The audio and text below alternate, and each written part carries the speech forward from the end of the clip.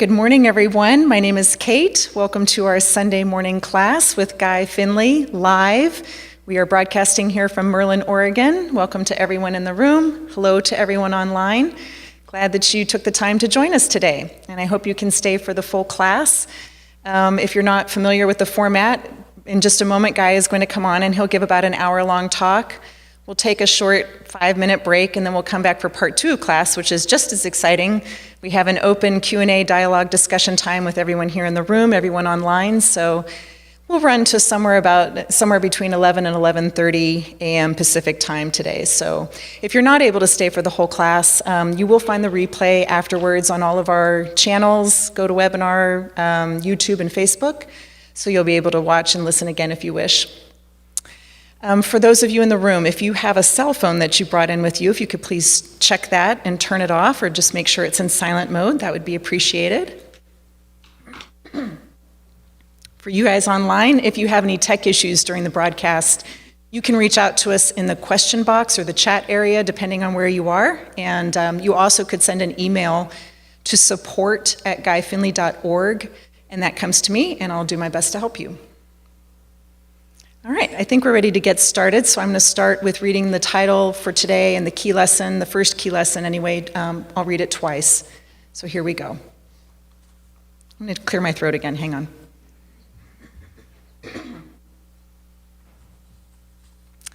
Our topic for today is, the secret of starting life over starts here. Here's the key lesson. He alone is self-realized, of whom it may be said, for him it is enough to be just what he is, as he is. Nothing more or less is either needed or required. Is self-realized, of whom it may be said, for him it is enough to be just what he is, as he is. Nothing more or less is either needed or required.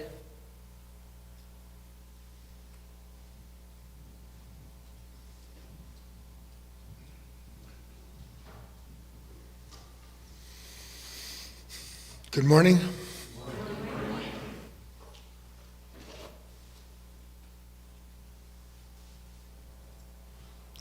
Good morning to everyone joining us from wherever you are in the world. I hope that you're here with us live. We're going to have a little interaction. It's always nice to have you join us. But if not, good enough.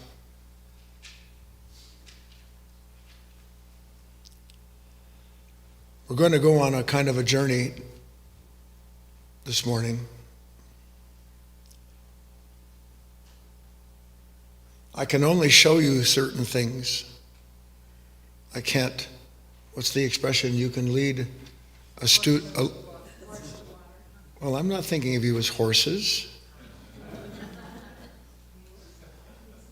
You can lead a student to the truth, but you can't make the student ingest it, take it in, work with it. I'm going to show you some things, new things, as always, in the hopes that it'll stir what lies dormant in you, which is the purpose of the truth, the purpose of the light, to stir within the sleeping seed, in this instance, the soul, that waits for the nourishment that alone can bring it into this world and take it out of this world at the same time.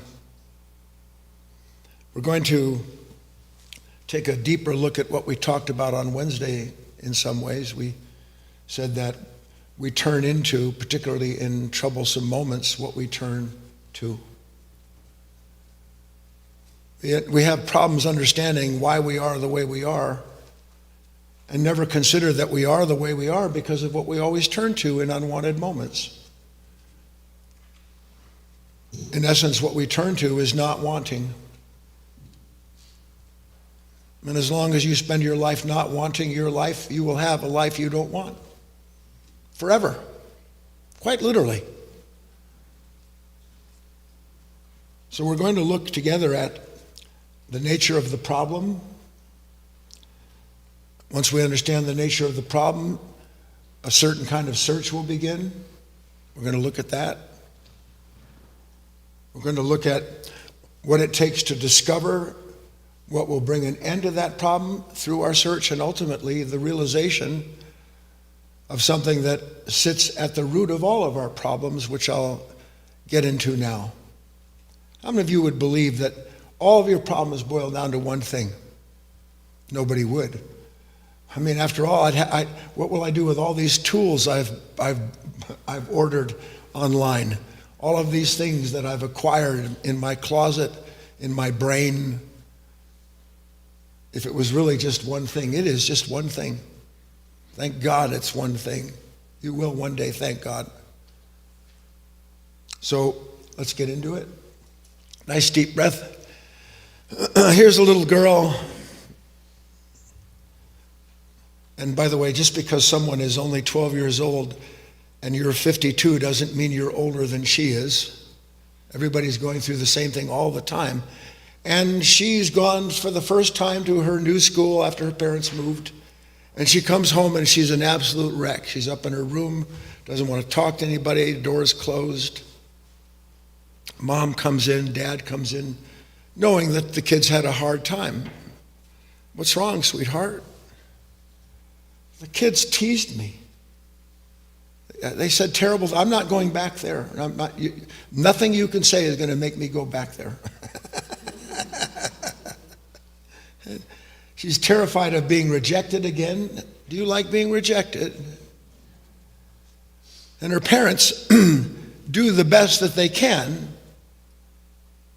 And God, please make you and everyone that hears this, no matter where this transpires in time, make you a better parent.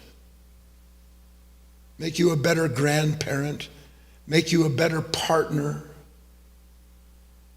Because the two adults say the only thing they know how to say to a child like that, because they don't know any better at all. And they say, sweetheart, you'll see, everything's going to work out. Everything's going to work out. Just be yourself, that's all. Just be yourself.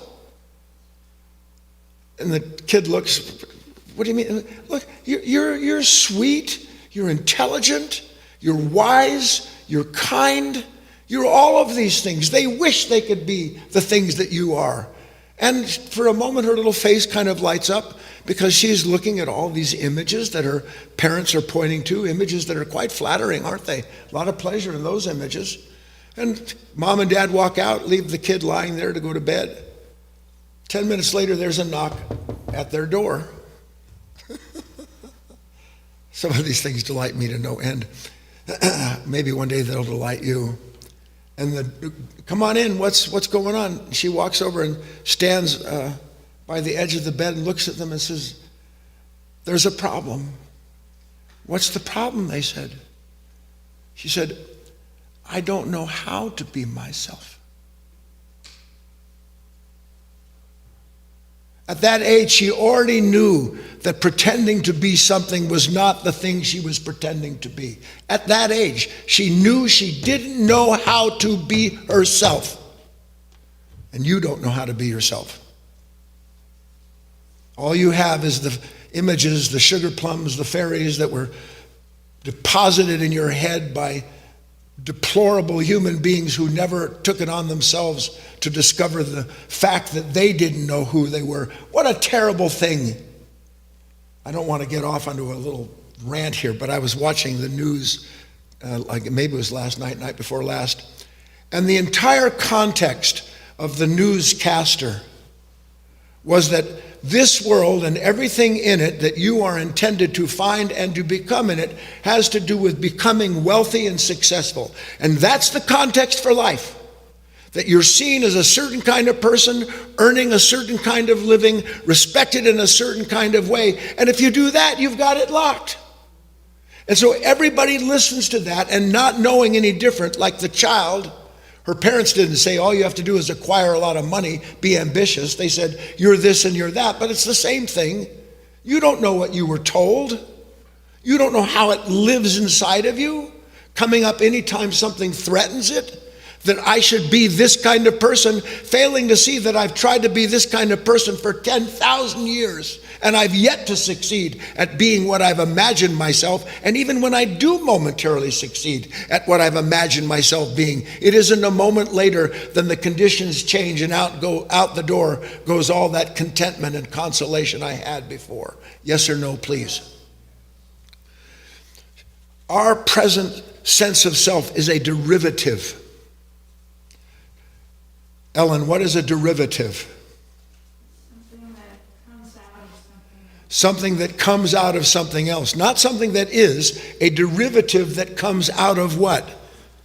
A derivative that is born out of two things. One, the images that I have tried to maintain and make sure people see me this way, and the reactions I have when life challenges those derivative images and the sense of self from them. So that I'm always, one way or another, identified with some kind of reaction, just like the little girl, and that reaction brings up what? All of these unseen, unconscious comparisons in my mind where I shouldn't be treated like this. How do I know how I shouldn't be treated unless I was told, convinced that this is how I'm supposed to be treated? You can't know how you're supposed to be treated. So that each and every moment in that person's life affirms or denies what it is that they want or don't want from life. And that's our relationship to life. Does it confirm what I want, or does it deny what I want? If it confirms what I want, then I will, in quote, make choices to build on that. But if it denies what I want, then I have to go back to what? The drawing board. So that my sense of self is very much just like a weather vane where every time the wind changes, I am thrust without any question into a series of actions and choices in order to get the weather vane to line up with what I think it should line up. But I'm fighting the wind all the time, aren't I? So those moments when the weather vane changes, what happens? I have to figure out a way to get it. I have to reassess everything. Because I assumed you were like this and then you weren't. And now I'm full of pain or anger or resentment. I have to reassess my entire relationship with you. And all of the reassessment is done how? By comparison, not just what you did or didn't do, but how I should respond to what you did or didn't do. And somewhere in that mixture of madness, a mind trying to balance itself, I come up with my next identity that's good until what? Exactly. That's good for as long as the weather doesn't change, as long as you don't start questioning me or doing things that bug me. So, I'm in an endless struggle, am I not? Is life not an endless struggle? Endlessly fighting. So now I'm bringing you in for a moment. Nice deep breath. If you had to name it, which I'm going to ask you to do, but we'll spend just a little time on it. If you had to name it, what's the one main thing that you want from life most of all?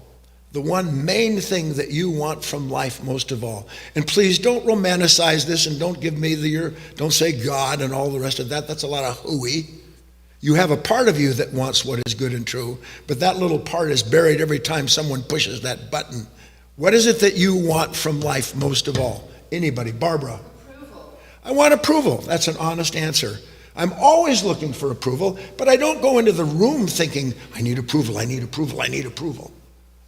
Terry? To be seen as someone special. I want to be seen as someone special, which is pretty much aligned with wanting approval. Deb? To be left alone.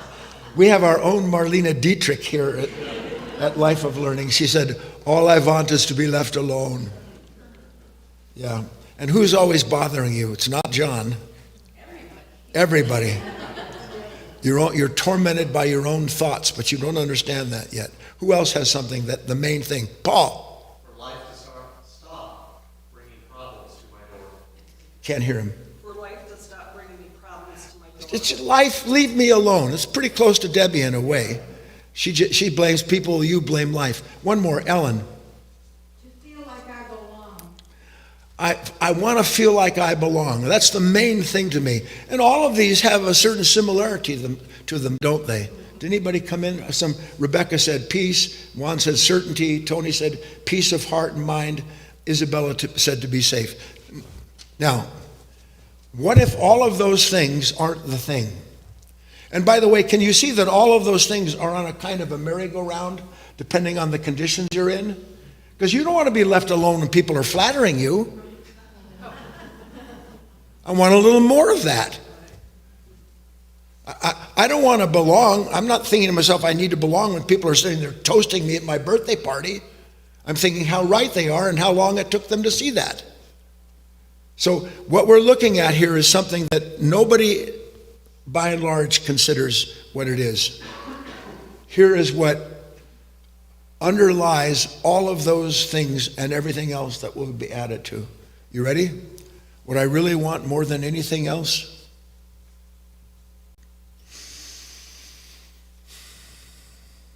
I want to have my own life.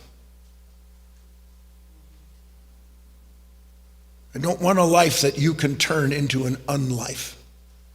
I don't want a life that can be rocked with fear because something challenges what my security is based on. I don't want a life that alternates between liking and disliking people because they do or don't do what I want them to do. I want my own life. I don't want to sit at home and worry that somebody's going to call me or that somebody's going to ask me to get I almost said a bad word, the heaviest part of my body out of the couch and actually do something. I don't want any more pain. So my answer to not wanting suffering is to solve all the people and situations I blame for it, unknowing that really at the root of it is that I am always living from something that, depending on which way the wind blows, that's what I become. And then when I become that, then I protect that. And when I protect that, I either punish myself for having become something so dark and low and cruel, or I celebrate myself for being someone who is so concise and sharp as to answer that problem at the moment. Is that not true? You have to get to the point in your life where you start seeing all of these things, talk. Get through this. If I could just get through this moment. It's not the moment you want to get through. It's your fear of a moment you don't know what will happen to you in because you don't know who you are going into it. So the moment's going to turn you into what it's going to turn you into, and you don't want to see yourself in anything other than a flattering light. Out loud, true or not true? I want my own life. Now we've had a presentation of the problem, and now we're identifying what we have to search for, don't we? I want my own life. Now there's only one problem with wanting my own life. Who can tell me what the one problem is with wanting my own life? I don't know. I don't know where to find it. I think I do.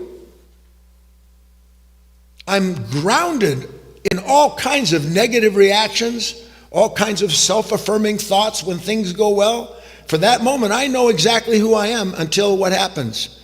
Till the weather changes. I don't know where to find who I am, what I am. And here's an important adjunct. If I was going to find who I am in this world, wouldn't I have found it by now? I mean, how many more years do you have? I don't care how old you are. You don't know when you're called. I found who I was at Motown Records. I found who I was, and you go through the iteration. When all that money came, when that person said, I love you, I found who I am with that great sex, if it could just go on forever. I found who I am sitting in front of a plate of tortillas. I find my life in pleasure and in pain. That's where I find my life. The pain produces immense resistance, and that's what I am. someone who doesn't want. The pleasure gives great consolation. That's who I am. And all I do is vacillate like that weather vane between want and not want, and the sense of self that is derived from what? The comparison that says this is good, this is bad, this is what I need, this is what I don't want. Yes or no, please? Yes. Well, if I can't find it here, I'm being dramatic for you. If I can't find it here, where am I going to find it? Now, here's a big problem. I think to myself, I've kind of expired life. I need God. I want Christ. I want Buddha. I want whatever I want. I want something higher. And the moment I think of something higher, I'm going to give up Judaism. I'm going to become a Christian. I'm going to give up Christian. I'm going to become a Muslim. I'm going to pray in a different way. I'm going to have a different altar. And that's what human beings do. They just change out the objects of material things to the objects of thought, with all of their preloaded, conditioned experiences that give us a sense of pleasure and power, because now, instead of being identified with the world outside of me, I'm identified with what I think is inside of me. But my thoughts and the images, they're not inside of me. All of that belongs outside of me. It belongs to the world that sells images, so that in selling images, it'll get you, in quotes, because there's no world that sells images. There is a consciousness that is divided immensely into opposites that produces what you need, so that then you can feel like you don't have it, then I can buy it, and on it goes. Where am I to look for myself? God willing, one day you actually understand that you don't know that, because when you finally know you don't know that, you'll stop going on that Easter egg hunt, waiting for Santa to come down the chimney. I know, Terry, it breaks your heart to learn that there's no Santa. You should have seen Terry's face. Another bubble. Now who am I? Nice deep breath. We're going to make a big transition. Several transitions, important ones. We're still talking about the search aspect. So, and there's all kinds of ways in which this idea is illustrated, explained, but in this instance, I'm going to read to you something from the New Testament. Please don't judge the reading. Wait until you understand what the reading is intended to show you, instead of telling yourself what you think you already know. There was a man of the Pharisees named of Nicodemus. Now the Pharisees were the ruling class, the rabbis, the Jewish heads of the people living in that part of the world. And he was a ruler of the Jews. This is what makes him different. Even though he was a ruler of the Jews, it says one night, and all these things, they don't put these words in there by accident. One night he came to Christ and said to him, "Rabbi, we know thou art a teacher come from God, for no man can do the miracles that thou doest except God be with him." And Jesus said, "Verily, verily." Now, instead of saying, "Thank God you recognize me, Nicodemus," he didn't go for the flattery. He didn't agree that Nicodemus knew anything. He didn't agree. He said, "I say to you, except a man be born again, he can't see the kingdom of God." Nicodemus, as a type, this is what you have to understand. You want so badly for there to be others. You want everybody to be different. Anybody you don't like, you want them to be different than you, so that you can be different from them. Nicodemus is a type. He said, "Well, what do you mean? How can a man be born when he's old? Can he enter into his mother's womb a second time?" So that Nicodemus took everything incredibly literally, didn't he? And Jesus said, "Except a man be born of water and of spirit, he can't enter the kingdom of God." He had no idea what that meant, Nicodemus. But he sat there and kind of said, "Okay, great." And then Christ said, "Marvel not that I tell you, you must be born again." Now, Nicodemus is having trouble with this whole business of being born again.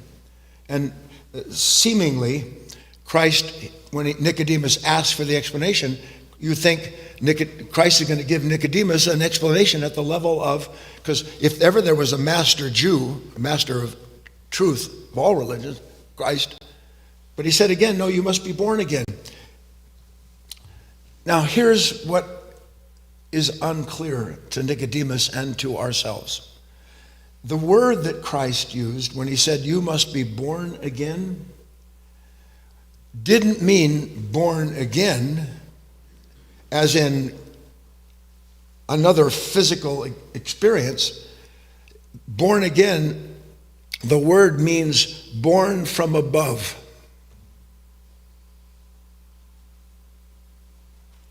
Born from above. And it's clear, not born from below, because that's what we are, and that's what we come. We are born from something that belongs to this level. And when we're born from something in this level, we come into this level, not knowing that any other level exists, and never knowing any other order of life exists, because we're born into a world that's perfectly ordered by the content of its consciousness. So our parents simply drop us into their order, and their order, and their order. The sins of the father, 7 times. All of these things are connected if you're following me. Are you following me, everybody? What does it mean to be born from above?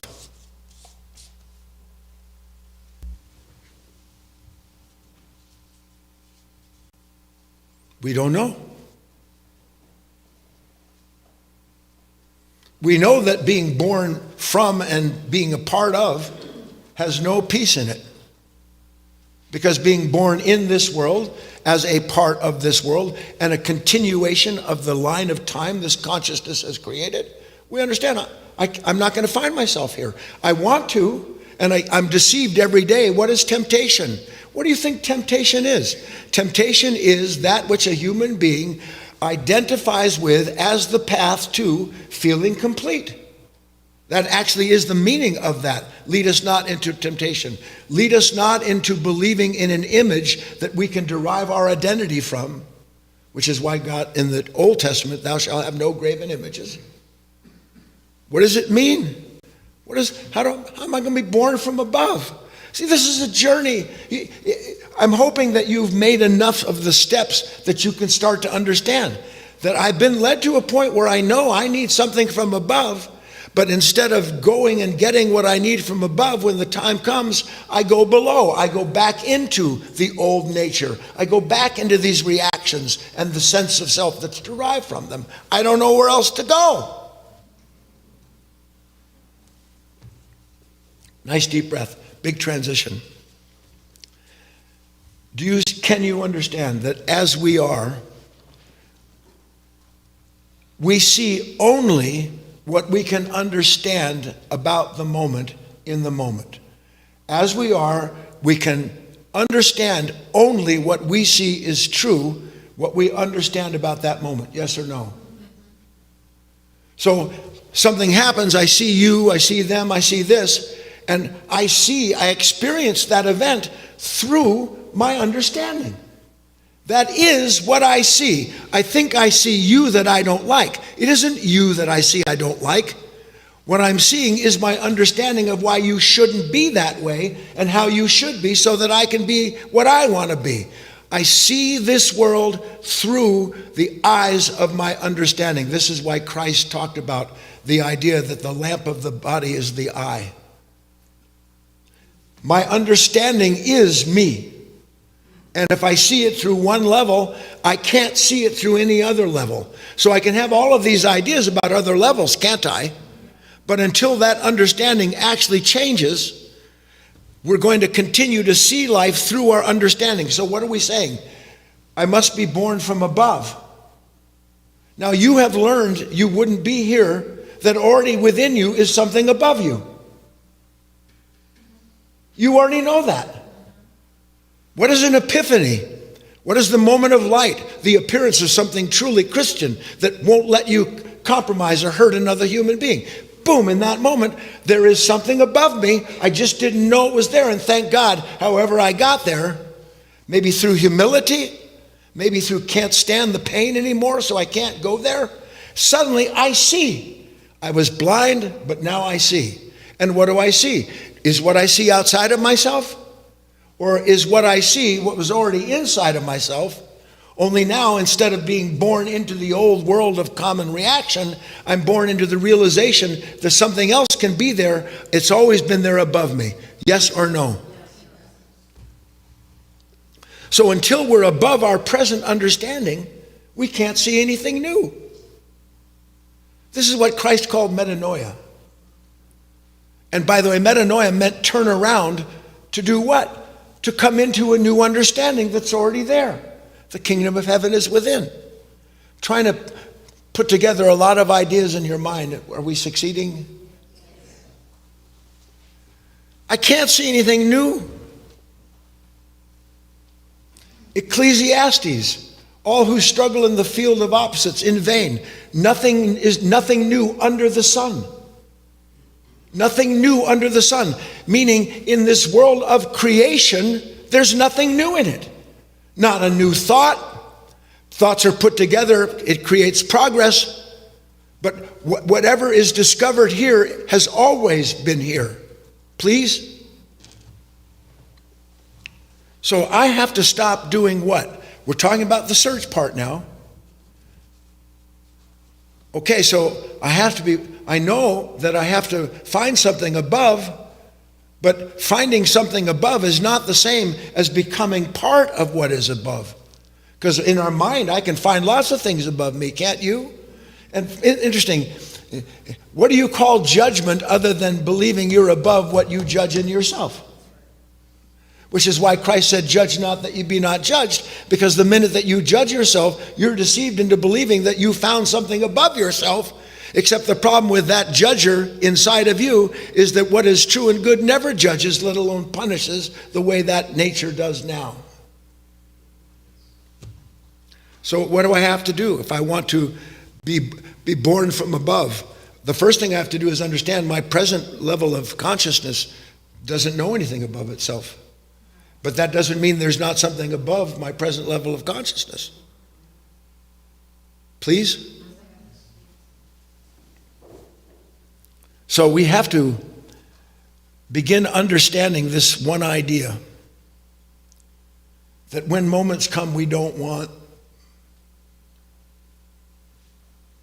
which we become completely desensitized to, other than those moments where everything reaches not a simmer but a boiling point. Somehow or other, if I'm going to be born from above, I can't give myself birth again through those conditioned actions, images, and ideas. I can't give myself birth again. Do you ever think to yourself when you're struggling to escape a problem that what you're really trying to do is give yourself a birth that will place you outside of or control those circumstances? What am I trying to do? I want my life to be in charge of the circumstances that I'm facing. But I've yet to understand that the circumstances I'm facing aren't the actual circumstance. What I'm facing is my reactions to what my mind tells me has happened, which is all lower. Where am I to look? Clear, and this is the first part, I have to understand that if I allow the moment to bring up what it does, and what does any moment bring up as a rule? Some kind of reaction, all of the associated thoughts connected to it, all of the choices related to those thoughts and reactions, and then the continuation of that self that believes it escaped itself by revisiting itself. It didn't escape itself, did it? So if I'm going to understand that I have to stop trying, I don't have to know how. I have to stop trying to make life in my own image. Because isn't that what the struggle is? Life isn't the way it's supposed to look. You're not the way you're supposed to be. So my struggles are to either change you or change my relationship to you so everything can go back to the way it's supposed to be. So I'm always trying, what do you think you think about all day long? All day thinking. What is all that thought about? It's how do I manipulate all the rest of these thoughts in this mad magazine of my mind to get organized, reorganized, so now everything will kind of be the way it's supposed to be, so I can know who I am. So instead of this constant struggle to make ourselves in the image of these conditioning demands, every demand placed upon you by your consciousness is the deepening of the conditioning of that consciousness. Instead of struggling, I'm going to have to do something altogether different. Even though I don't know how to do it yet, we're all working towards something. I'm going to have to start looking not without, but within. Looking within for what? What am I looking within for? Please, I'm deliberately trying to get you to see, well, all I know to look for within is the stuff that's already there. And the stuff that's already there is my problem, not the solution to my pain. And the relationship of always turning to the stuff that's already there has never brought me to an end of the perturbation, the irritation I have. So I don't know. I know I can't look outside of myself anymore. Do you understand every image that you look or try to establish is outside of you, and that you didn't create it to begin with? So I can't look out without. But I can't. What does it mean then to look within? This is the next thing. We're now getting into discovery. What does it mean to look within? It means to realize moment to moment what God has made you to be in that moment. That's what looking within is seeing in that moment the actual moment in which the divine is telling you, showing you who and what you are. That's what looking within is. It's not finding what you want to find. Do you ever think to yourself, I'm going to look within and see something terrible there? No, but if I actually do look within sometimes, I see there's stuff in there that I don't want to see. And then what happens when I see stuff inside of myself I don't want to see? What happens? I simply start looking elsewhere. I just change the direction of my attention so I can find something a little more appealing than this person who I don't know where he came from. Surely the devil made me do it. So we've got two things we're looking at. One, we have to stop looking at graven images, and we have to stop trying to figure out how to make life in our own likeness. One more time, why must we stop making life in our own likeness? Because everything that we like comes with what we don't like. Doesn't it? So all the time I'm trying to get to what I like. And I'm always trying to get to what I like because I don't want what I didn't get. And that's the circle. That's the struggle in the field of opposites. What other field is there? Leaves the question hanging.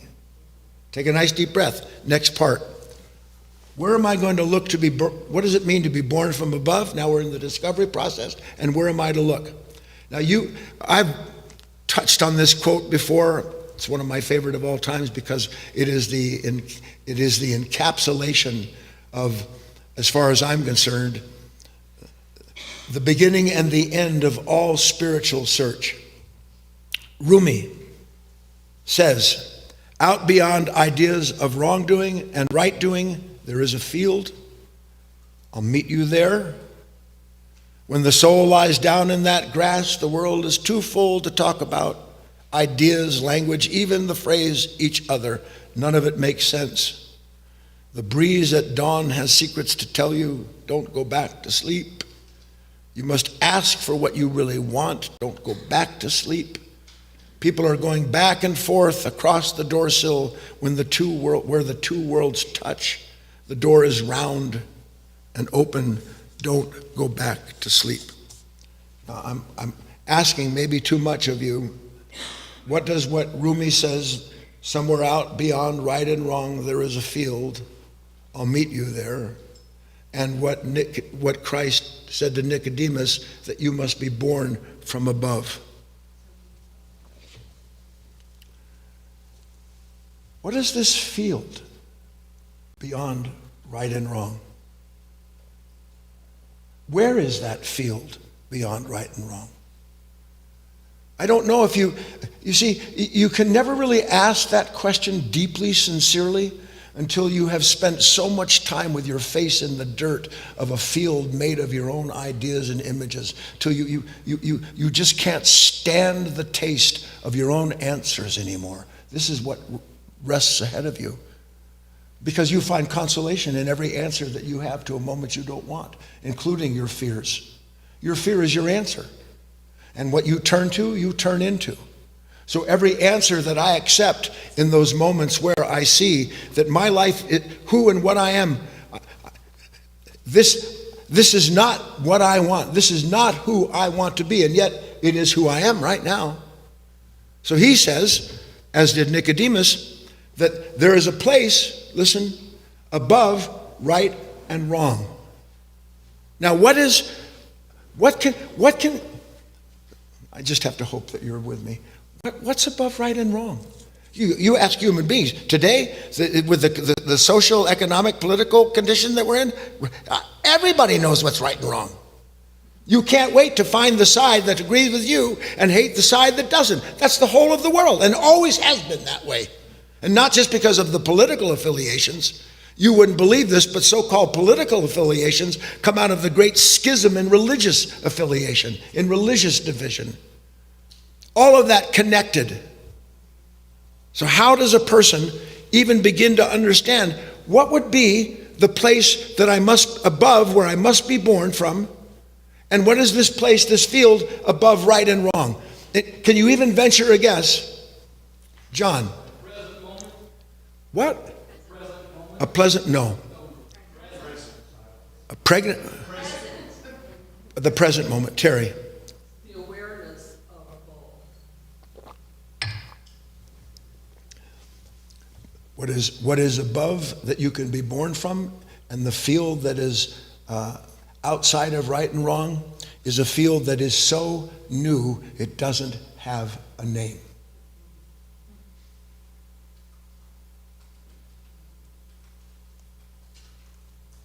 When something's born anew, does it have a name?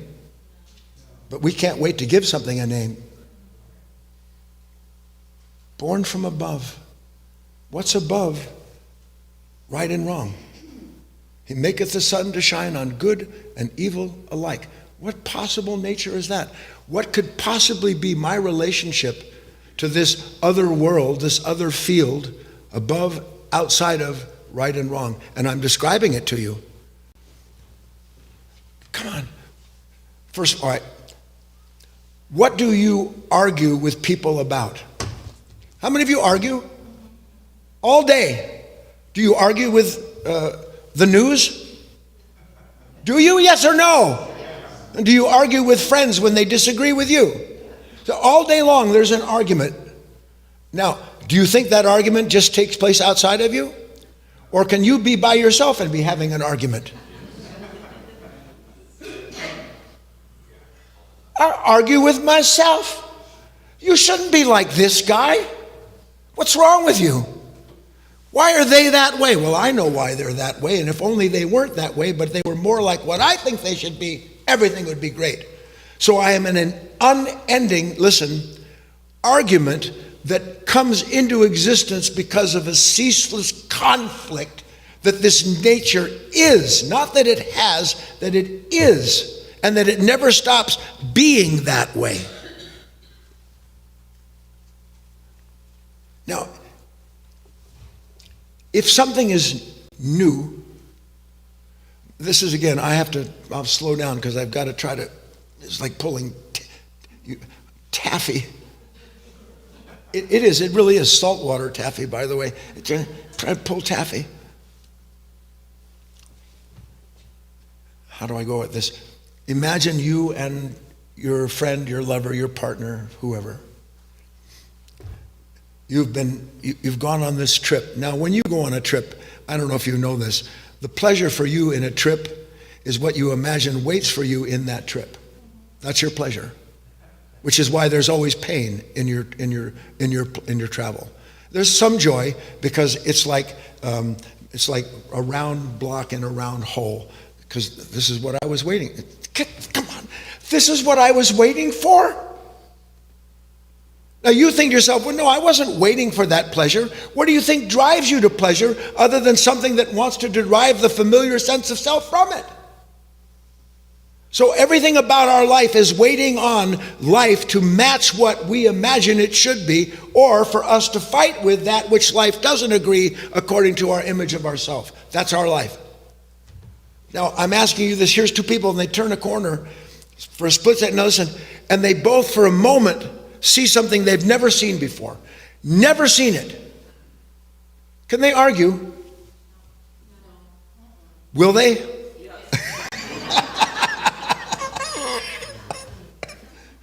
Even if it's this, I don't know if you've seen this. You see something and you're moved.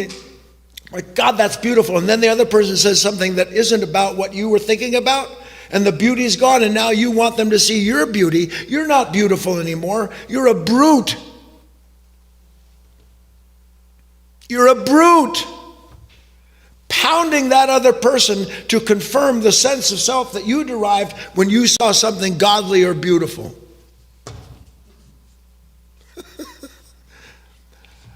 Somewhere out there is a field beyond right and wrong. Somewhere out there that you can be born from above. There is another order of being entirely that isn't predicated on what was. It is born out of what is and what is again. And that's it. And that's where the search begins to lead you to a discovery that, and listen to this, all discovery begins with negation. Listen to me. Can you enter into something new without departing something first? So departure precedes entering into something new, doesn't it? Can you fill something that isn't first empty? So emptiness precedes fullness, doesn't it? Can you be born again without dying?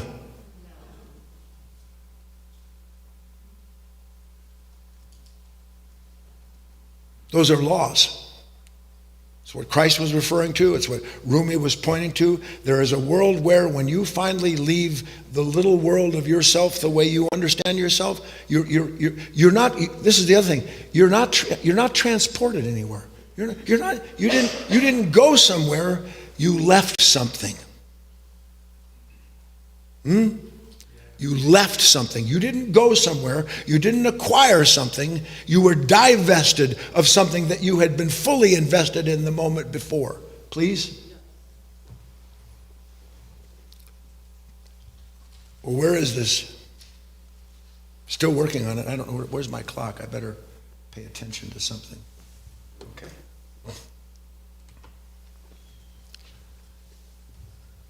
Born from above. Nothing new under the sun. What is it to be born from above? Well, again, I can only see as far as I understand, and if I want to see further than that, I have to change my understanding. Now, what's the impetus for changing my understanding? How many of you know you need to change your understanding, right? What's the impetus for that?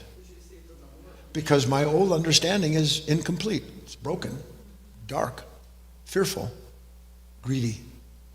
I need a new understanding so I can see something new. This is what truth teachings, the purpose of truth teachings, is to help an individual, listen very carefully, not necessarily see something at first, but feel something at first that they want to see deeper into. For instance, we've all heard the expression, as above, so below. That's a beautiful teaching, isn't it? As within, so without. How about made in the image of God? How many love that idea? So there's one problem with it. That I presently am a human being who has made his life in his own image, believing it was, by the way, in the image of God. Do you ever make anything, do you ever struggle to control something in your life that you don't think is a godly act on your part? Even if it's just to get everything to align with what you want? So I want to help you see from above. I want to show you something from above so that in your new understanding, you will begin in certain moments to then see yourself in that new understanding instead of through the old understanding that only sees what confirms the pain or the conflict. So I don't know, maybe it's because I'm getting older and older than I am. They say that as you get older and approach death, which I know you're terrified of, that your life becomes more translucent, that there's less and less of a veil between the soul and its natural world, which is above. So for me, every year, there's never been a prettier fall. Every year is a prettier fall to me. Camus, I wish I'd saved that. I can't remember it. Camus said something like, fall, the leaves of fall are the second spring, like flowers. Leaves are like flowers, and they are.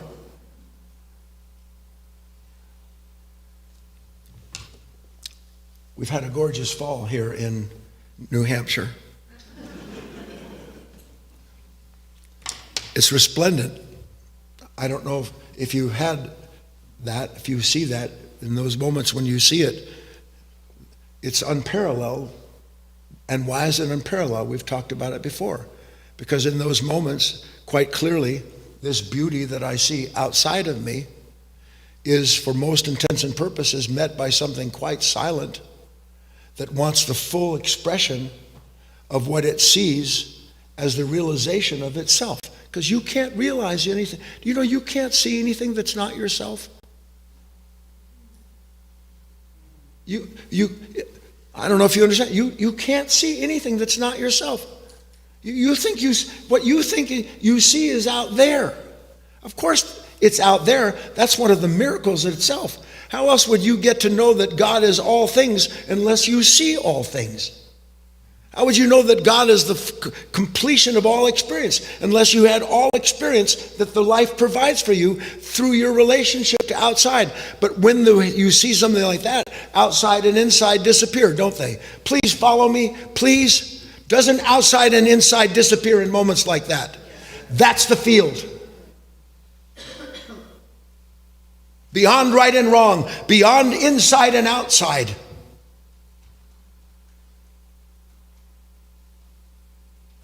Like that. Only we love it in nature, and it's accidental for us by and large. We must make that understanding from above so that we see it is always all at once, and it is never divided the way that this mind makes it in order to derive the sense of self it makes from itself. So here's that tree. And again, this is the level of consciousness. This will change if you work. Your understanding will go before you to change what you see, instead of you trying to change what you see to match your understanding. So that now I look out, and on any given day, my wife is sick today, I wish she was here. I look out and sometimes I see the beauty, other times I look at, Jesus, all those leaves on the ground. Are you kidding me? I'm getting too old to rake them up and I can't afford a gardener. Now what? So much work. Do you know this or not? So at one point it's perfectly beautiful. In another moment I can't stand it. That's the opposites, isn't it? How do I go past that point in which I start to understand that I'm looking at this world and that this nature wants everything to stop, wants everything to stand still so that it can be in perfect judgment of the difference between what it expects and what it's being given. So resistance, it seems to, it doesn't really stop anything. Resistance seems to produce a moment of great difference between myself and what I see. Does not resistance do that? So I go alternating between I love this, I want to realize this, between I resist this, and it's quite clear that I'm someone who knows better than God himself about the nature of fall.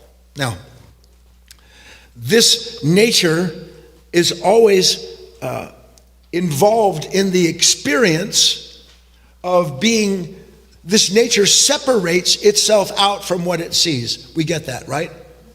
And when it separates itself out from what it sees, it can't separate itself out from what it sees without arriving at a conclusion of some kind as to, without comparison, of how it should be, right? So here's the problem. That's the world I see all the time. You look at people and you don't see a person. You see what was. You see someone who is locked down in a time that your mind made of them and from them, so that when you see that person, that's your experience, and your resistance to your own conclusion proves to you how competent you are in having arrived at that judgment. Please? But see, that's not life. So this is what I'm getting at. We're talking now still, born from above, that field, that tree, as complete as it is in its beauty in the moment when you see it, that tree in the fall is still being completed. We don't look out and see creation in motion, do we? We see creation as something good or bad, stopped, going, wanted, not wanted. That tree, everything that lives, is constantly in the throes of creation itself. That means there's never any moment of anything that you're looking at that isn't, as you're looking at it, being acted on and changed by that which oversees the order that gave rise to that person, that predicament, that plant. This is difficult, I know, because the mind wants to grab hold of this. But what would be an example? I didn't have time to ask Katie to do this for me. Have you ever seen an X-ray or a video of a leaf as the chlorophyll and all that water's moving through it? Or for that matter, a plane flies above a great delta of the Amazon. There's an endless movement, isn't there? A constant flow. Nothing is constant in creation. Nothing is constant in creation. Not even a rock. Nothing is constant. I see everything as constant. Don't you? I'm always going to be this way. I'll never not be like that. I can't get there because this is the way I am. My mind forever freezes what it sees to confirm the sense of self that it derives in the very thing it doesn't want to see. It's a phenomenon. So here I am, that tree that I'm looking at, what is it doing? It is being itself, of course, but more importantly, what is itself other than the full gamut of the relationship it has with everything above it and below it, and bringing into that creature two wills, that which is acting on it and that which is being acted on, and it's never not taking place, so that it is never not being created. Oh, I wish I could be better than this. See, you and I, we don't think to ourselves we're never not being created. All we see is what we've created and what we want to create. So we're never actually in creation itself. We never experience ourselves as a creation. We experience what we want to create, we experience what we don't want to have created, and that's it. Nothing but the opposites. Exactly the opposite of the field that Rumi was talking about. Exactly the opposite of being born from above. Instead, it's constantly being reborn by reliving that which I don't want or I do want. Over and over and over again, endlessly. Everybody still with me? Here's the truth. And this is what it means to be born from above. As best I can. I am forever being completed. You know how you arrive at the decision how things are? Your conclusion is your tragedy.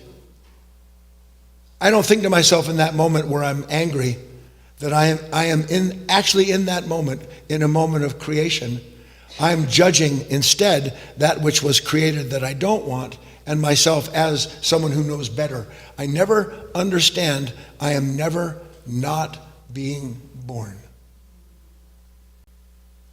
Is a tree always being born? Yes or no?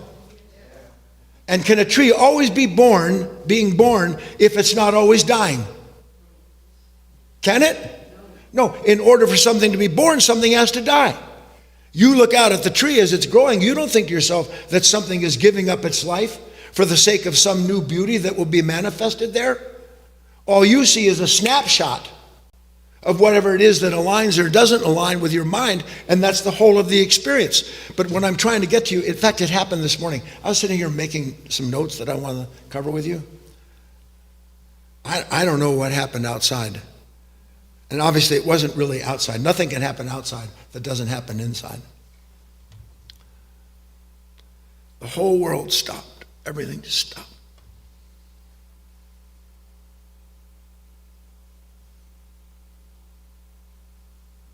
And in that extended 10, 15 seconds, whatever it was, before thought came in and started to disturb the waters, in that moment, that nature, that part of myself was above. It was born from above because it was participating in what had come from above, stirring what was below and creating something new to see life completely new. I'm trying to get the idea across to you that this process of being born from above, reborn, what we call rebirth, this field out beyond right and wrong, that you are always in it and you don't know it.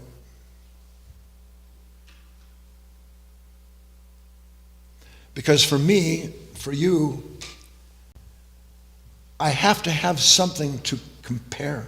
I have to have something to judge. I have to have something that I'm looking at that defines and clarifies who I am. Failing to see that what is defining and clarifying the self that I take myself to be is a reflection of the past, the reflection of a conditioned consciousness that looks for itself and approves or disapproves of whatever it arrives at seeing. But if it's true, and it is true, made in the image of God, that there's no moment in which a human being isn't being completed. Look, here's the problem.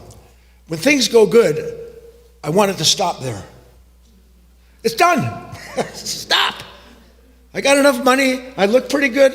It's like, just stop. No more aging. Time needs to stop. Everything needs to grind to a halt right now with this pizza in my mouth. The perfect bite. Please. They flattered me. Hope. Stop. They think I'm great. Stop. No more. Leave me alone. Don't disturb the waters, except the waters have a momentary experience of something, but then something in that consciousness wants to turn it into ice.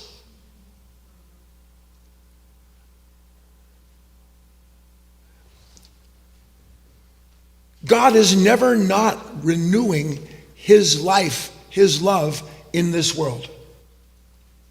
Light never stops renewing, resourcing, resupplying life in its form. Never stops. What this means, and I better get to it, I'm already late here. Bring up the second key lesson, please. You all can go a few more minutes, yes?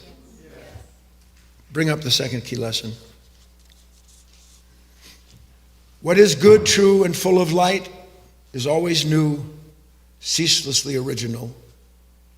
And to realize its innocence, to share in its inexhaustible spontaneity, you too must be original. Original means without a predecessor. Am I ever original, or do I think to myself, I'm original? If I think to myself how original I am I really original?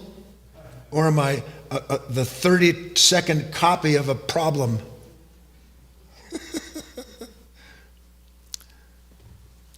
In order for something to be born from above, something below must give itself up. There must be a sacrifice in order for something new to be born. What we don't see is that has never stopped. that you wouldn't be here listening to me if while you were listening, literally something wasn't giving something up in order to receive something. Not to mention that there's no moment in which, this is what, we see life, unfortunately. We measure life according to our image of what beauty is. You look at one person, Jesus, I don't ever want to look like that. You ever looked at somebody like that? They can be young, incidentally. Doesn't matter. I don't ever want to look. I don't want to get old. Can something become old without something becoming young? Look, I said in order for something to fill, something must be emptied, yes? So I'm trying to get you to see that there is this movement that you and I are outside of because we only want things to move according to our idea of what that movement should be. I'm not aware of the fact that I've never stopped anything. I've really never changed one thing except for the things that I keep running into and hoping to change again. So my sensation of self seems new, but it's never new. It's the same sensation, only under different circumstances. That's myself. How do I enter into that which is, how do I become born from above? Well, I already am being born from above. How do I find that field out beyond right and wrong? Well, I've seen it a few times. I visited it once. Did you ever visit that field? Where maybe you wanted to punish somebody and you recognize in that split second that the first person suffering from that punishment is you? So in that moment, I have to give something up, don't I? Not because I want to, because something in me really wants to get on with punishing them. But something in me, that light from above reveals this is below. And if I give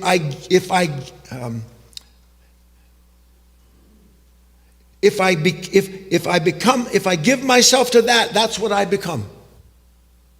So a sacrifice is inherent in those revelations. That means what? I have to start looking as best I can. This is the challenge. I have to actually start looking at life from a new understanding of it. We've covered this before. What would be one kind of new understanding? We've talked about reactions, haven't we? Does a reaction have a direction? Does any reaction have a direction? In the moment of the reaction, is there a direction? Is there a reaction to it? Is there a direction in any reaction? There's not. No reaction has a direction. Something is born out of that reaction, and what is born out of that reaction may be part of a flow, but the reaction itself is always equal. It never has sides. It is the marriage of two things that produces it. Why am I saying this to you? If a reaction has no direction, then how would that relate to this idea of somewhere there's a field beyond right and wrong? Every reaction of ours knows what's right and what's wrong, doesn't it? You don't have a reaction without identification. What if I understand that identifying with the reaction is the same as reincarnation, but that rebirth is recognizing that every reaction wants to reincarnate the self that has it, and that what I must give up is that reaction. What I must give up and observe is this relationship reactions give me. I can't be that anymore. Not I'm going to try not to be this reaction. I just understand so thoroughly that that reaction is always comes with a judgment. It always comes with a judgment. You don't have a judgment that isn't preceded, that isn't followed by a reaction. Yes or no? Reaction is the judgment. Is that outside beyond right and wrong? Or does every judgment confirm the nature that's having it? So what's the exercise? I got to stop. What did we talk about today? In the end, somehow or other, I have to return to the beginning. I can't take myself there. I have to discover that I'm already there in the beginning, and only the beginning can see all of the false endings, all the false starts. I have to return to the beginning where everything was, is, and always will be at once. I'm sorry for going so long. This is the prodigal son.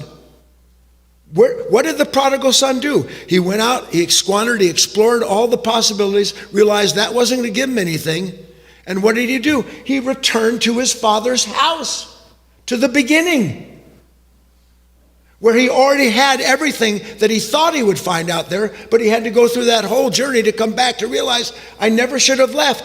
That's one day you'll understand that without having to think about it. I'm always leaving. More accurately, I'm always being tempted into going into thought reactions in order to find the self that has the reaction. Now I begin to understand I have to be more like that prodigal son. I have to turn around. I have to turn around.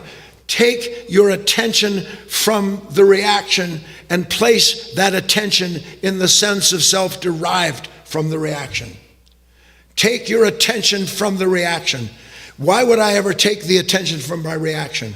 Because I start to understand, as long as I identify with the reaction, I'm born from below. Yes or no? Can you see it with me? I have to go quick now. Take the attention from the sense of self in that reaction. Understand that my attention needs to go into the awareness of that level, not be the continuation of the level from the reaction. Then I'm above. Then I see. I see who and what I've been in that moment, because only what is new can see what is old. And if I do that consistently, I work at that with discipline, observing myself, I begin to realize there is, in fact, one order from which all other order comes. One order from which all order comes.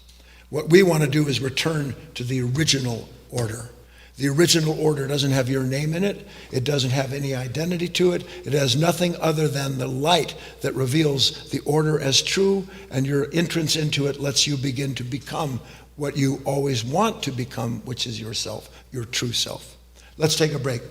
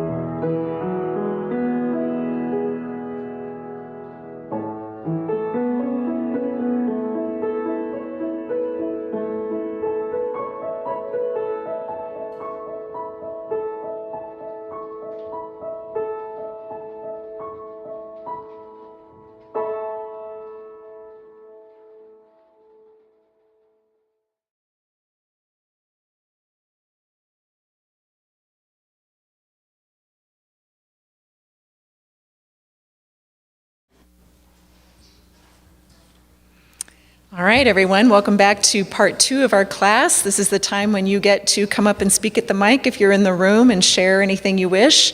Or if you're online, you can send us a comment or a question in the question area of GoToWebinar and the chat area of Facebook or YouTube, and I'm trying to cycle around and grab all of those and make sure that we read them during this time. Before we get started with this, with our Q&A discussion time, I have 3 announcements, so please, or actually 4. Please bear with me here. I'm going to go through them, and you'll definitely want to hear a couple, so. So she feels like she has your attention. All right, so the very first thing is just a reminder to our people here in the room about our food share program. We've been collecting food for giving a donation to Josephine County. We do this every year before Thanksgiving, and we're going to have 2 more days when you can bring in some foods if you want to make that donation. So this coming Wednesday and Sunday, if you would, and if you have any questions about that, you can see Doug. He'll help you with that. And for those of you online, if you want to participate as well, you could actually make a donation and earmark it for the Josephine County food donation, the food bank that we have here if you want. That would be appreciated.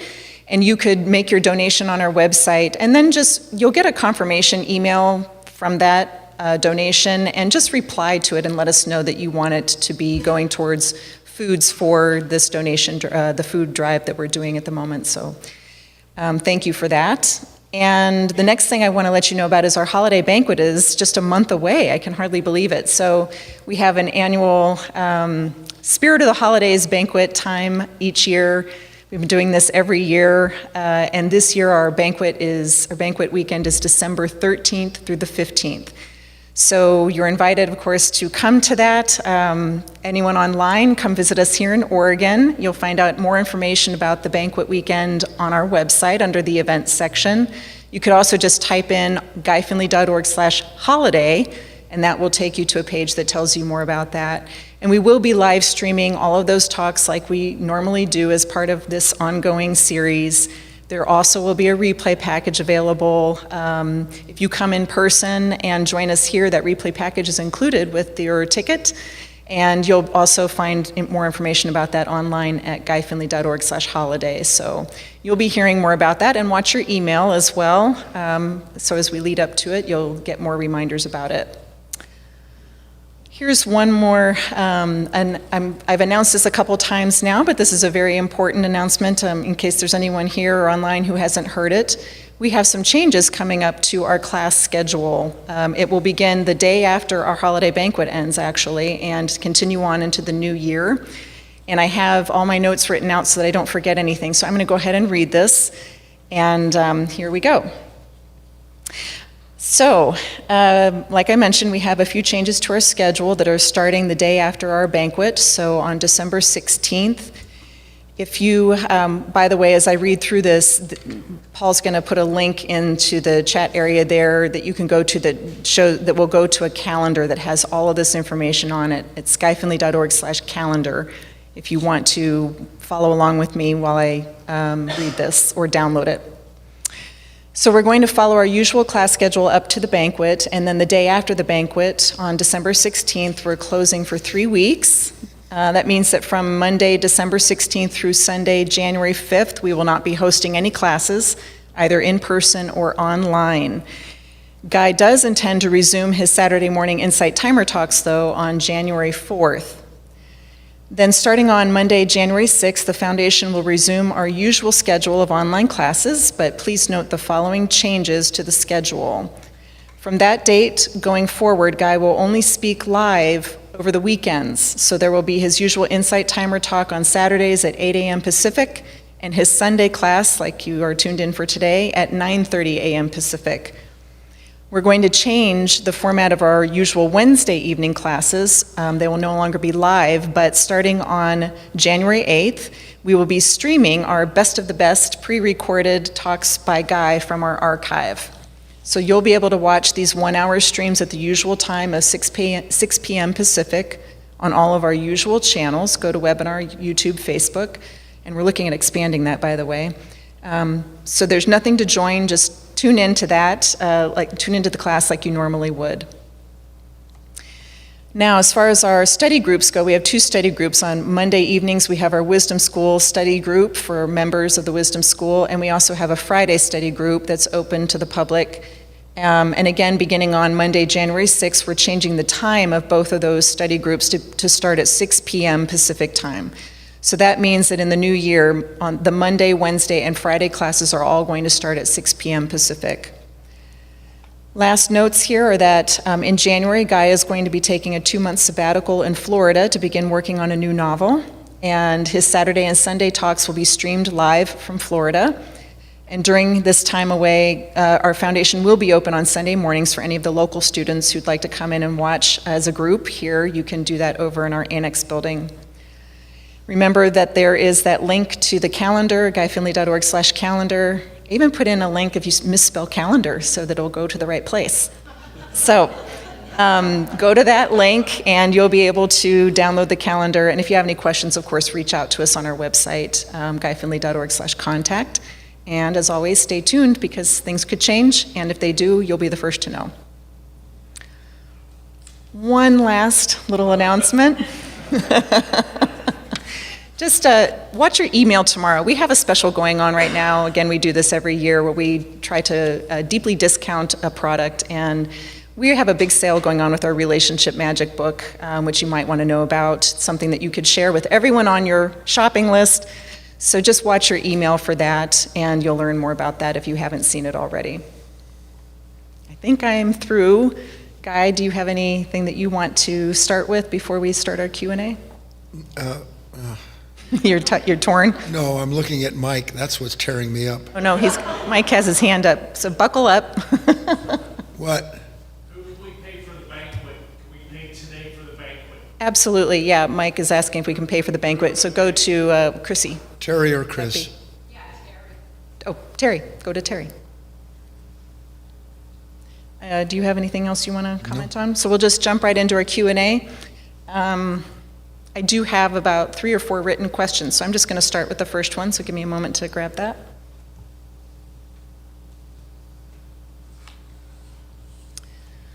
All right, this is a question that actually came in on YouTube some time ago, and we kept saving it for our Deep Dive Wednesday class, but it kept getting bumped, so I wanted to address it today so that this person can get an answer to their question.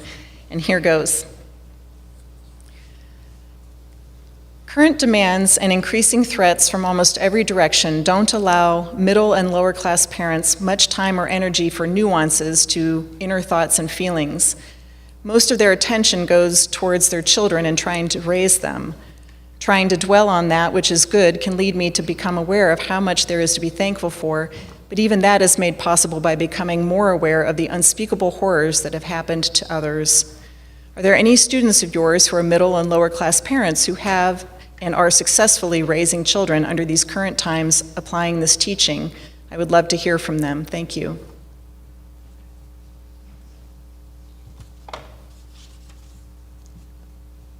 Are there any students who are middle and lower class parents who have and are successfully raising children under the current times applying this teaching? She's asking if some of you would like to share what you've seen and learned.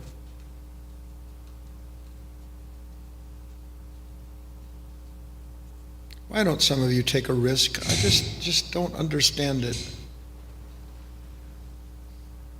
You see, you teach her by your actions. You all have friends and family. You all have children or grandchildren or something along those lines, sisters, brothers.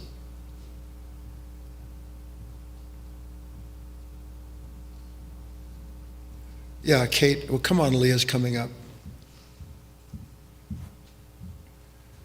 When, if not now? When, if not now? The only way you're going to understand that your face can't get slapped is if you stick your chin out far enough and get it slapped enough times by some image that shocks you so that you finally understand, thank God I don't have to protect my face anymore. My identity. Your identity is killing you. And yet you look to it to protect you. Hi, my name is Leah. So I have adult children that are 32 and 33, and I also babysit for young children that are 1, 4, and 6. And I will say that my experience is it's not any different. The circumstances are different in what you're teaching and working with young children versus adult children, but it's relationship. And what I watch for in both situations is Leah's sense of wanting to control the situation, wanting to control another human being, wanting them to see things her way. And so the pause, the being aware of myself and watching when either a 3-year-old looks at me and says, I'm not doing that. You know, when Leah was a mom of a 3-year-old before, she would, well, yeah, you are.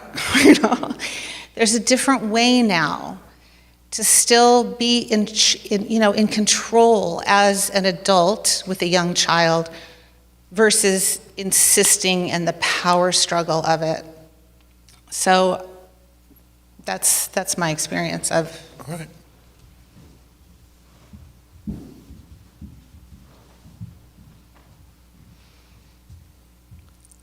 Hi, my name is Terry, and I fall into the category of lower middle income.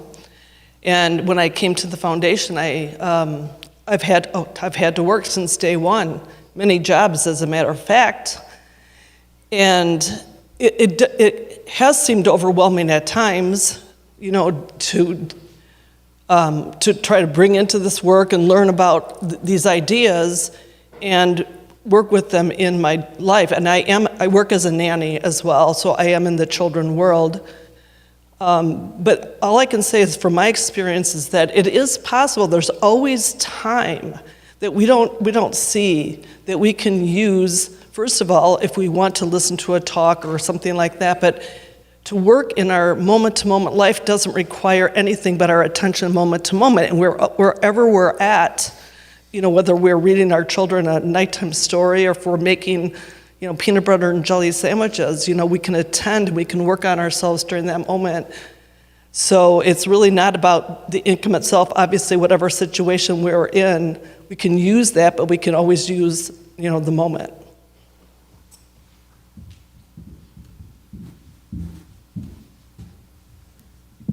Hi, I'm Chris.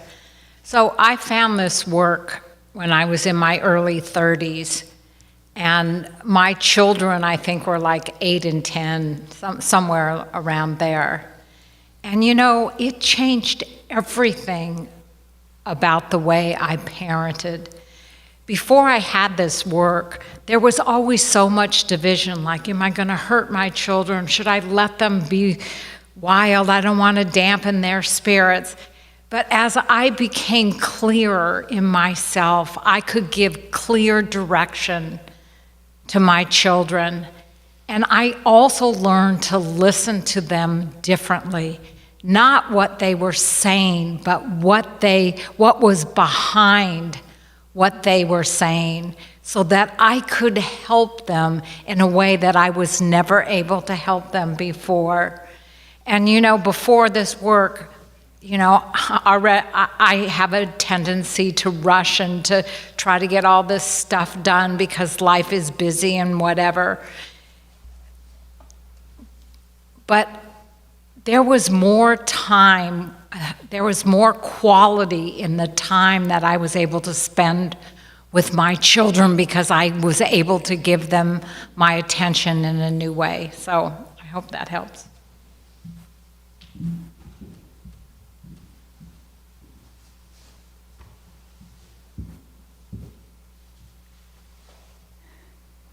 Hello, my name is Ellen. There was a psychologist who once said, our children will not fear life if their parents do not fear death. And in this question, I sensed a lot of fear. What's going on in this world? And what we learned in this talk is to be aware of all of these assumptions and everything that we bring into life that stops it. And if we are in fear, that's what the children will feel. And that's the perpetuation of that is what's making the world what it is. So to just work to see the fear in ourselves and do what we can to not pass that on to the children is the best thing we can do.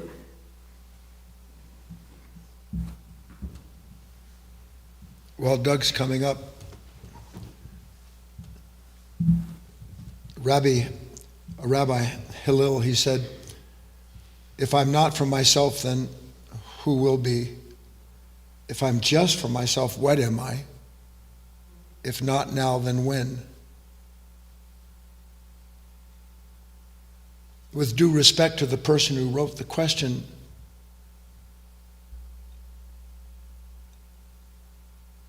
I understand how all-consuming life can seem. There isn't a human being, believe it or not, that doesn't feel that way. Even people who do nothing feel like they've got too much to do. It's just part of our nature. But I think what you don't understand yet is that you must work where you are, with what you are, and as you are. Don't try to find time to work on yourself. Every time is the time to work on yourself. Then you're working on yourself, meaning when you want to be, and I didn't get this into the talk, but it's important, in that field above right and wrong. Awareness is above right and wrong. Awareness is above right and wrong. Not the awareness of wrong, so I'm right, or the fear of what's not being right because I don't want to be wrong. Awareness itself sits above the opposites. The opposites come out of that field. So I can be aware my children are like this, and I'm anxious, I'm irritated as hell, I don't want to do anything, I'm tired, I don't have the money, I don't know what's going to happen. All of us have these kind of thoughts and feelings, independent of whether we have children or not. She's not behaving the way I want her to. I want this to go like this. Why won't it go like that? And to start understanding that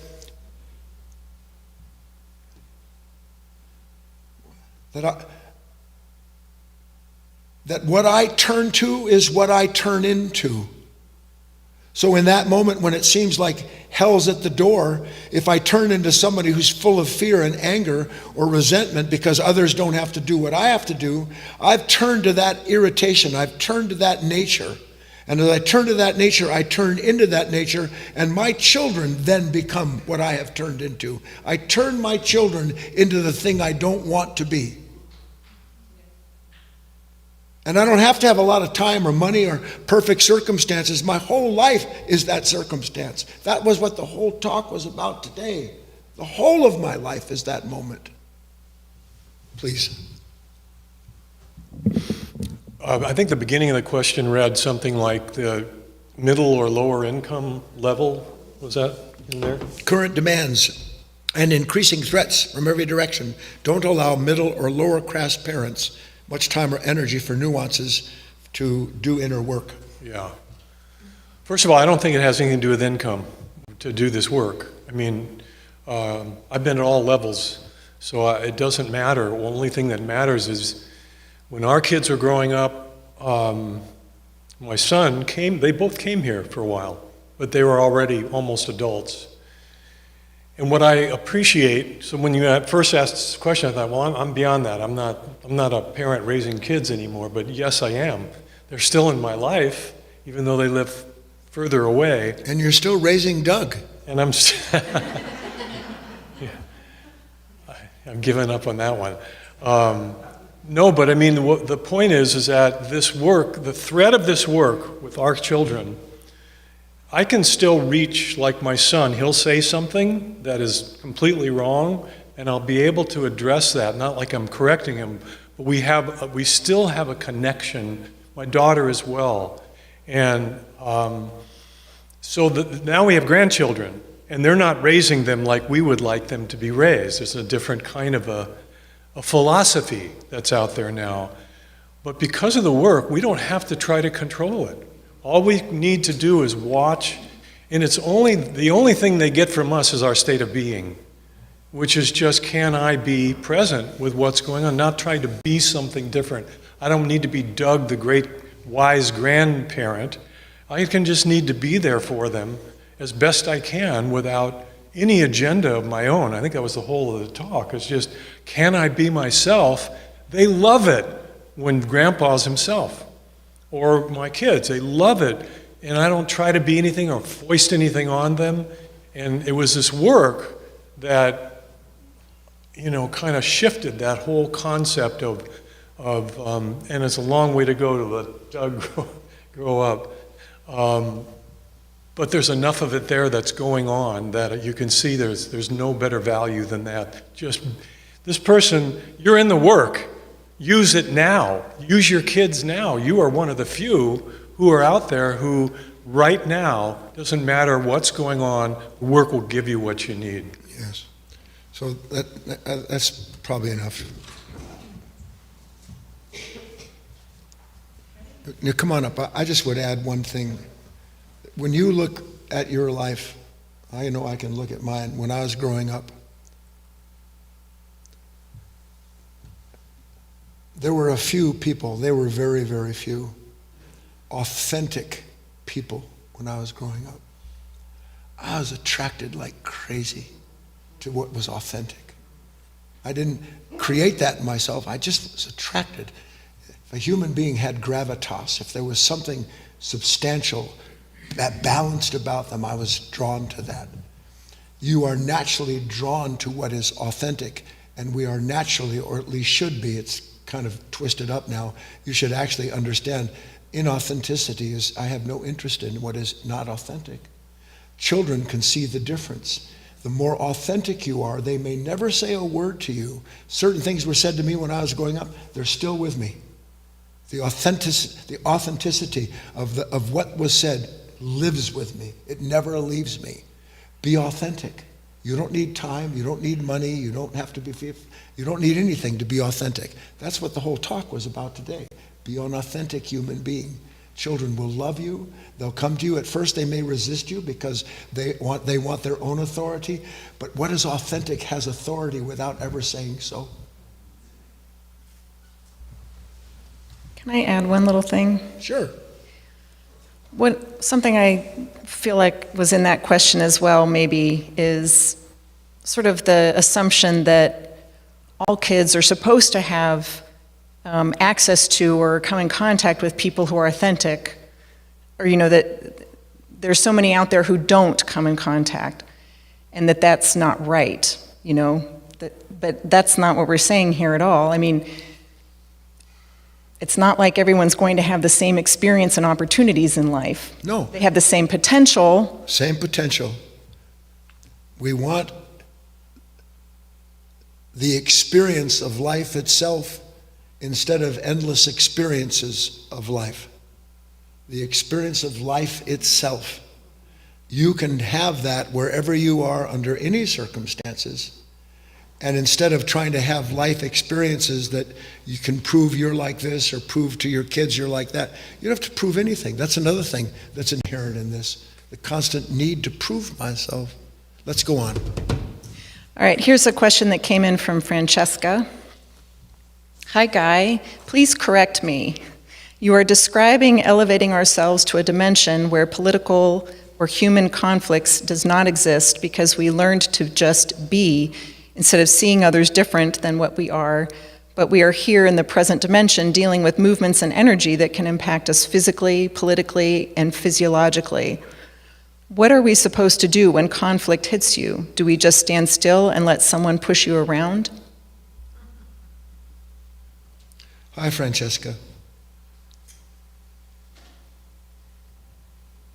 I don't know if you can hear this, see this, or let alone embrace it.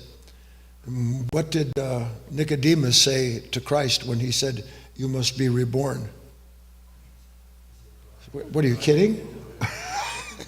The only kind of rebirth I know is to go back into my mother's womb and come out again. That ain't going to happen. But Christ wasn't talking about that kind. He was saying to be born from above, to be in a relationship with, by entering into, by departing one level, we enter into another. Francesca, you will never hear me say that you are supposed to elevate yourself to a dimension where there's no conflict. That dimension for you doesn't exist. Is there a dimension without conflict? Obviously. But even in the dimensions we can see in nature, conflict serves nature. Conflict doesn't serve anything in us, does it? All conflict does is serve to confirm the idea I have about how life should be. What if there's a world where conflict actually serves your development? Because you're no longer participating in arguing left and right. Now you're interested in seeing both at the same time and watching the part of you that's always going to be in conflict with anything that doesn't align with you the way you see things. I've said this before 1,000 times, I'll say it 1,000 times more. That tree that is always being completed is in a constant struggle. You could say that tree suffers every bit of light that hits it, because every bit of light that hits that tree asks that tree to give up some of its life so that that light can be born in it in a new form again. Everything suffers. Human beings want nothing to do with suffering. Until you understand that there is a suffering that serves the whole of things, Francesca, you'll never do anything other than reject anything that you blame for your suffering. And isn't that what we do? We blame everything for our suffering, believing that the source of our blame is valid because of the way we are and what we see is true. So we're not talking about a world where there's no conflict. We're talking about a world that can see conflict for what it is and from where it comes. Then once you have seen what is true, then what is true will act for you, and it will never act against itself, let alone try to harm an enemy. That's the best I can do. Our mind just wants to separate stuff. It's like, just say anything to me, and it goes into this strange. How many of you know what the game pachinko is? Anybody?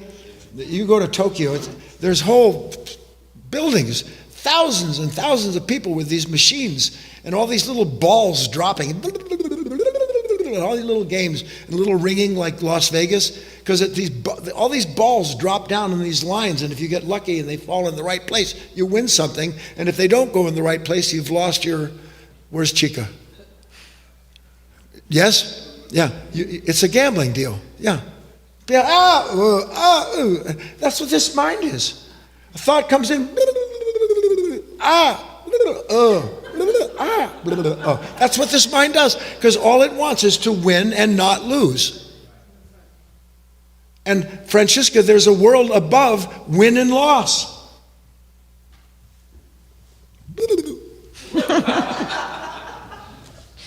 All right, we have Dwight has raised his hand. Let me unmute you, Dwight. And go ahead and unmute on your end as well. I know you know how to do it. I got There it. he is. Well, at the risk of being Dwight, move close. Dwight, move closer to your microphone or take off your headset. You can barely be heard. okay. Better? No? That's better. Okay. And that first question really was so rich. This is such a rich world with kids. I have 3 grandkids now, and instead of in my day, when you did something wrong or whatever, they said, well, God's watching you, and I'm sure he had a big chalkboard and God was going, this is a demerit against you or whatever like that. But you have such an opportunity now to say, what did that make you feel? Or what do you think that's going to happen when you do this? Or whatever. Instead of these other things that there's 40 million Chinese people that are starving to death. Well, I used to think, I even had the sense when I was little, I said, what the hell does that have to do with anything? But anyway, that's really hit me, that question. It's really good because you don't start and stop this work. It goes on all the time. Yes. And you have an opportunity, whether you're rich or poor or have a Cadillac or a bicycle, it doesn't matter. So anyway, I was just Good. impressed with it. Good. Nice to hear from you, Dwight. And don't forget to clean your plate because Is that a demerit again? yes, if you don't clean your, but you know what? Never mind. On we go. If there's a space, John, you can fill it. I have two more questions, and here's the first one from Jordan. Damned if I do, damned if I don't. Jordan is constantly judging Jordan. Example, I'm in the process of losing quite a lot of weight. Half of me wants this, and the other half is saying a spiritual person wouldn't want or need a six-pack set of abs. Why do you? And then this constant loop of turmoil and judgment sets in. I'm only 19. I'm sick of the constant battle. I need to see the bigger picture.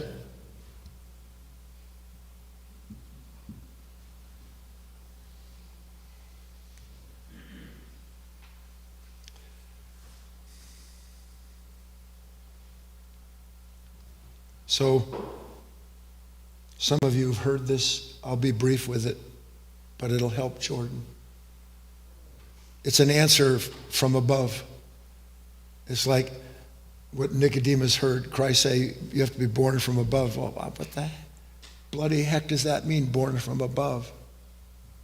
Even though in this instance, being a Pharisee, being one of the elite Jewish leaders, he understood completely the tree of life. He understood all of that business. He could actually see that this is how it moves in the Kabbalistic teaching. So Jordan, listen to this little story. When it came to me, and it came to me, by the way, because of what you're going through. Everyone goes through that, Jordan. It's just that some people, they run into a wall and then they just keep living that instead of understanding this whole thing as a grand lesson in what it means to be a different kind of human being. How do I become a different kind of human being? It can't be by giving up a six-pack set of abs, which I never had to worry about, or making one, which I never had to worry about. So imagine a mountaintop and it's got an army on it and it's trying to protect what looks like from down in the valley 10,000 different flames. Looks like there's 10,000 campfires. Must be 100,000 soldiers down there. And the captain goes to this lieutenant and says, I want you to take your squad and I want you to go down into that valley and fight. I want you to win the day. And the lieutenant doesn't want to argue with the captain, but he doesn't want to do that either. Would you want to go meet 10,000, 100,000 armies? Goliath, Philistine. But he says, okay. And they all head down the mountain, and within about 15 minutes, the lieutenant's running back up the hill towards the captain. And the captain says, where are you going? The lieutenant says, I can't do what you've asked. If I go down there, I'm not going to survive. I'm not going to survive that battle. And the captain says, you're not supposed to.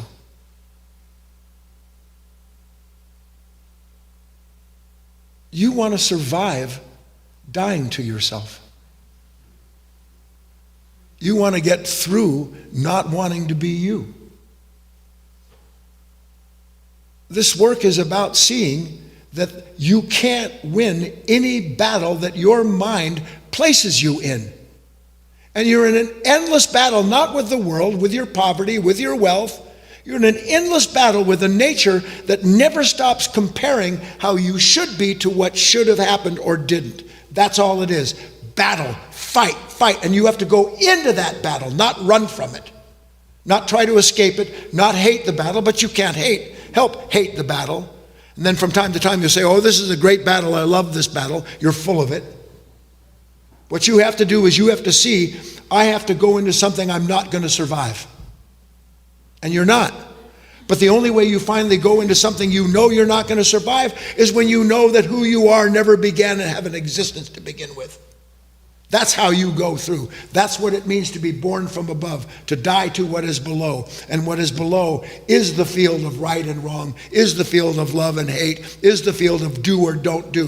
The opposites, the endless opposites, and a nature that creates them and then struggles with whichever side it identifies with. You're just going to have to get tired of trying to win. Aren't you trying to win? I want to win the fight. You can't win the fight. You are the fight. When you see that, the fight's over. And did you lose? Nope. Why? Because there was never me engaged in the fight to begin with, just the illusion of a self that wanted what it wanted as imagined.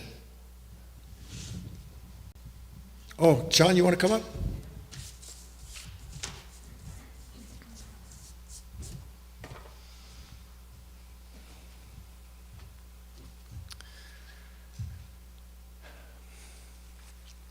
I hesitated initially for that first person's question simply because of the fact that I'm not a parent. And so something in me said, I don't have anything to offer. Yet the truth is, as I recalled the talk I gave just Friday night, I have been in situations where I've had to act in the role that I know that parents act. I said to teach, to inspire, to correct, to push. And I am in that role as well. I have a stepson, so again, there is something I knew that I could offer that person, and in offering it, reinforce it as well for myself, not just to give some advice to someone who, when I heard the question, I heard a great deal of fear and pain in it as well. And anger. Yes. And so what came to me, if I was to offer something,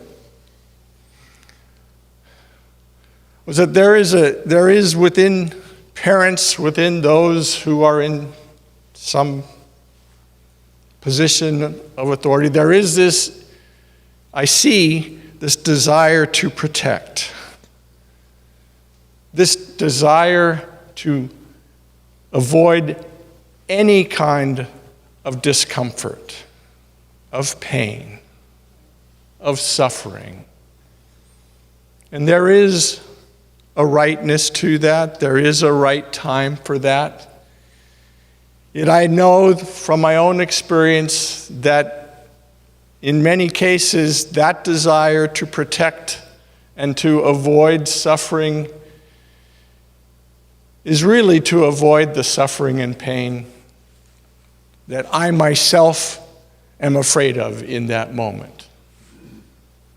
And it is because I don't understand the real relationship of the pain and the suffering that comes up in that moment. And Guy has been speaking about that.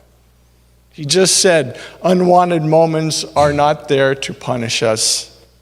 They are there to complete us. But we have to be willing to allow that to happen. And so, I know that was true for the players I worked with and other individuals and for myself, that I can't and I shouldn't try to avoid pain. I shouldn't try to protect somebody from the pain that they are going through, the suffering that may come, the obstacle they may face. That those are all opportunities for the divine to perfect someone, to strengthen someone, to show a new possibility. I think that's the challenge that any parent faces at any time, and I face in my own life. To not avoid and to go into it, as Guy just said, to go into those moments, to not take the knee, to be open to it and a new possibility coming out of it.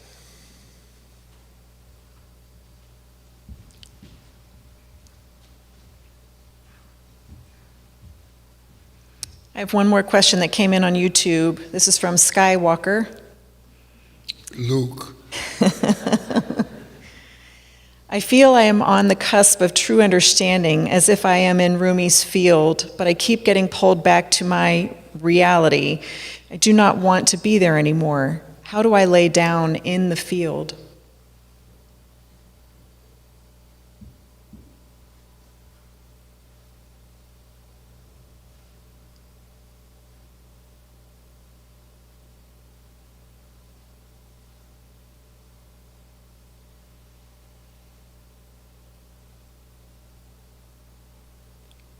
Be honest about not being in it.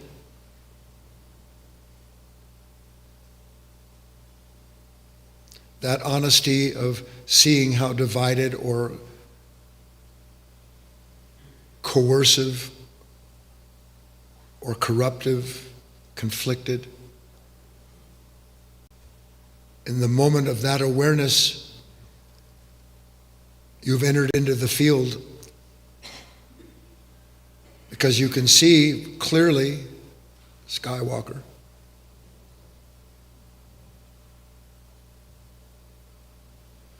that I'm drawn, as in your own words, pulled, which is actual. Do you think that the only gravity there is the one that makes the leaf fall from the tree to the ground? Everything is a field. And there's gravity in every field. There's gravity in the field of thought. There's gravity in the field of reaction. Everything is acted on by gravity. But to feel myself being drawn, I want to revisit that argument. I want to worry about my money. I want to hate the world because it's not how I think it should be.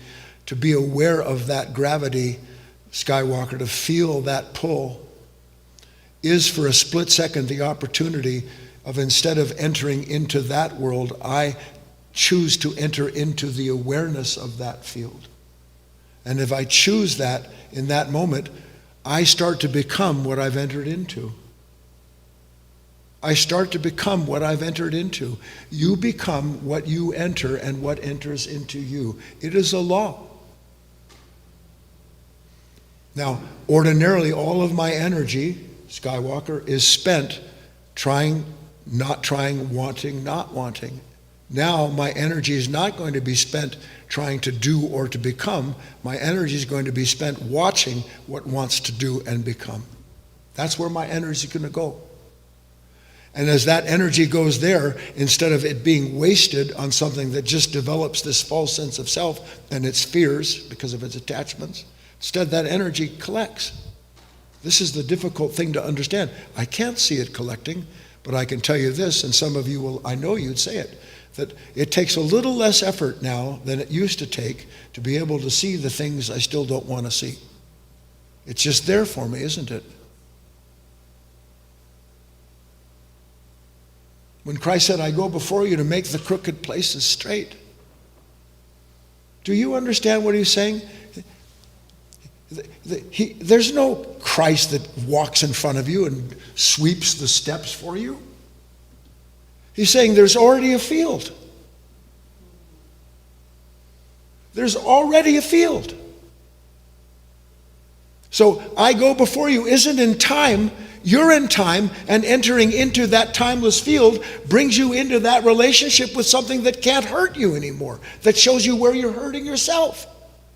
And the more time you spend in that field, which requires what? I can't spend time in that field above right and wrong unless I'm observing it and giving up the sense of self that's always wanting to define itself accordingly, right? So I have to give up defining myself, don't I? But the strange thing is, the more I give up defining myself, the more I find myself. Because I lose my life to find it. And then by the grace of God, Skywalker, and you have to go through it yourself. I wouldn't try. You are increasingly connected. Your mind is no longer connected to the lower aspects of itself, even though they are there and that gravity is real. Now your mind is connected more and more to that field, and as you understand the pull of the lower, so are you then drawn to give it up, because you understand that in doing so you discover where and how you can spend more time in this field of awareness above these opposites. And it coalesces, it collects. And at a certain point in your work, you get past temptation. It's not that temptation goes away. You get past conflict. It's not that conflict disappears. It's just that now there is less and less of you to be drawn into it, and more of you that wants to see it and understand yourself accordingly.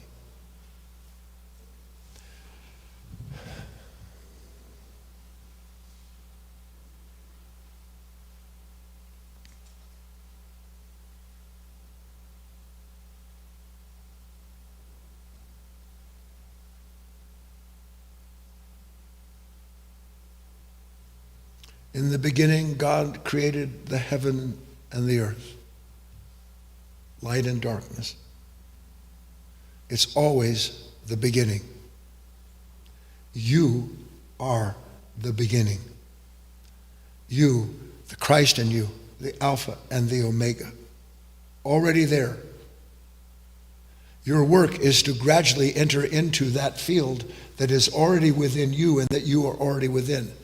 It isn't I who doeth the work, but Christ who doeth the work. All of these things point to a relationship that already exists, that you just have to realize you can't have that relationship as long as you cling to the old one.